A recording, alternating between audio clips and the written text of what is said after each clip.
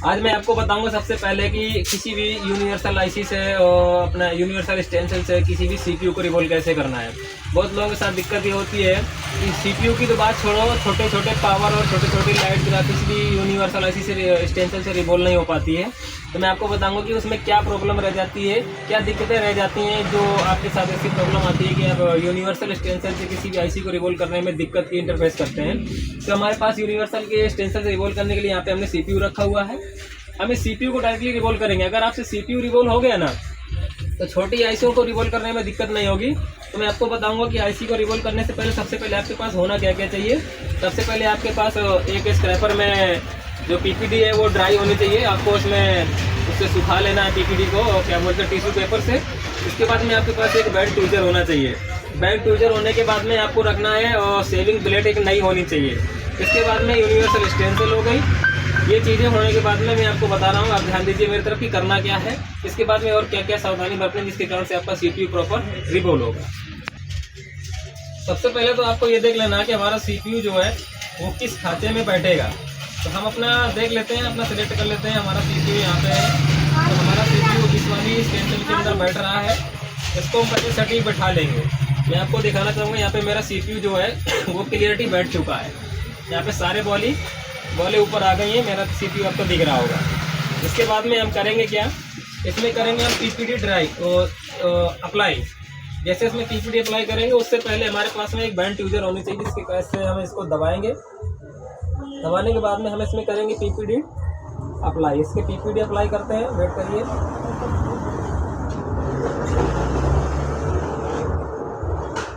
PPD apply करते समय कभी भी किसी ऐसे स्क्रैपर ट्यूजर का इस्तेमाल नहीं करना। आप उंगली से अगर प्रेस करोगे तो आपकी पीपीडी प्रॉपर अंदर जाएगी, इससे आपका सीपीयू सही से रिवॉल्व हो पाएगा। ये हमने पीपीडी को अप्लाई कर दिया है। और सबसे इम्पोर्टेंट चीज़ क्या ध्यान देने वाली मैं बता रहा हूँ कि आप लोग गलती कहाँ करते हो।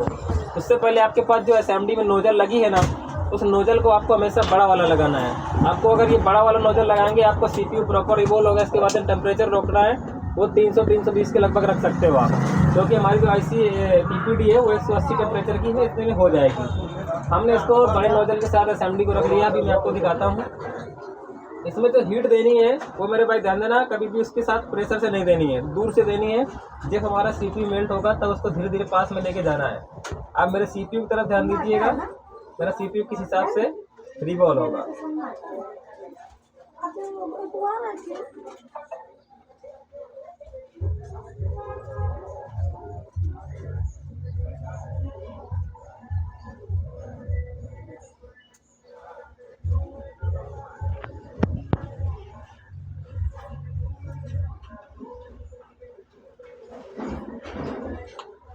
आपने देखा मैंने 1 टाइम किया, इसके बाद मैं दोबारा पीपीडी अप्लाई करूंगा।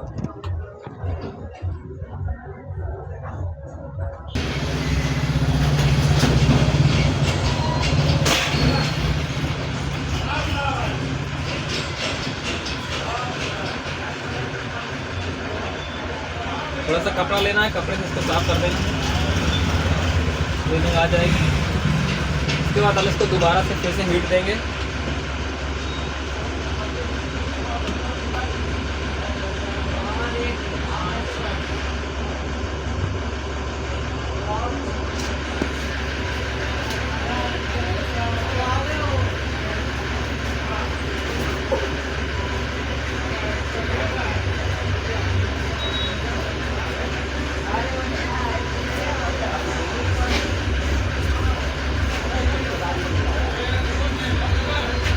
दो बार कर दिया। इसके बाद में हम इसको थोड़ा सा सेविंग ब्लेड से इसको कट करेंगे ताकि हमारी जो बॉलें हैं वो छोटी बड़ी ना रहें। तो जब हम इसको कट करेंगे देख सकते हैं हमारी जो बॉलें छोटी बड़ी होगी वो प्रॉपर कट हो जाएंगी।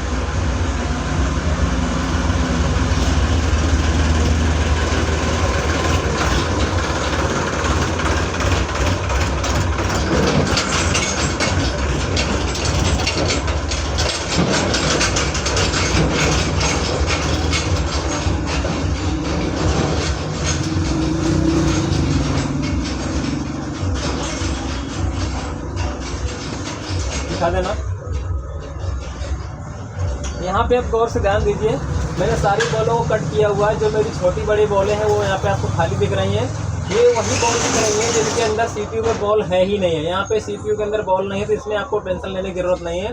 इसके बाद हम ये छोटी जो बड़ी है इनको एक बार फिर से पीपीडी फाइनल अप्लाई करेंगे, हमारा फाइनली सीपीयू रिवॉल्व हो जाएगा। मैं आपको फिर से एक बार पीपीडी अप्लाई करके दिखाता हूँ।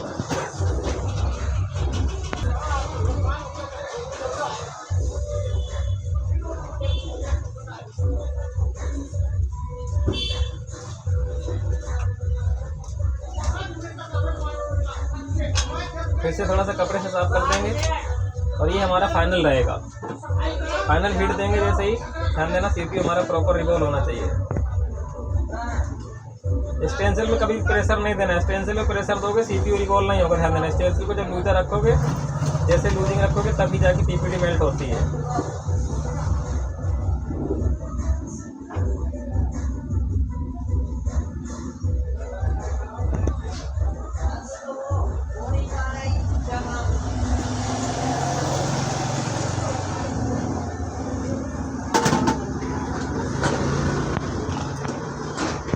इसके बाद में आपको एक चीज़ और करनी है, ध्यान देना। ये थोड़ा सा पेस्ट लेना है, इस पेस्ट को इसमें डालना है। पेस्ट डालने के बाद में फाइनल एक बार हीट देनी है, जिससे हमारा सीपीयू थोड़ा सा प्रॉपर रिवॉल्व हो जाएगा। बॉलें जो है वो प्रॉपर बन जाएंगी। मैं आपको दिखा रहा हूँ।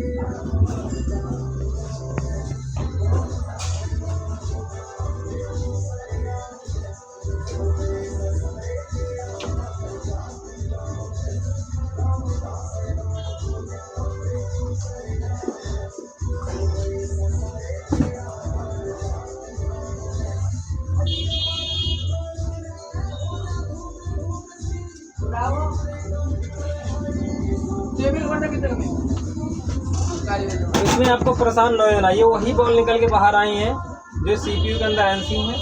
अब आपको करना क्या है, थोड़ा सा ब्रश में थिनर लेना है।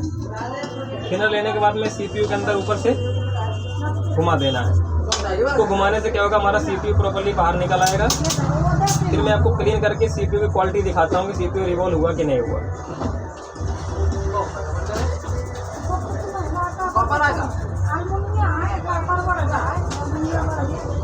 इसको रिवॉल्विंग करते समय जो हीटिंग रखनी है वो 350 के अंदर, यानी 300 के लगभग रखनी है। 300 में ही सीपीयू हमारा रिवॉल्व हो जाएगा।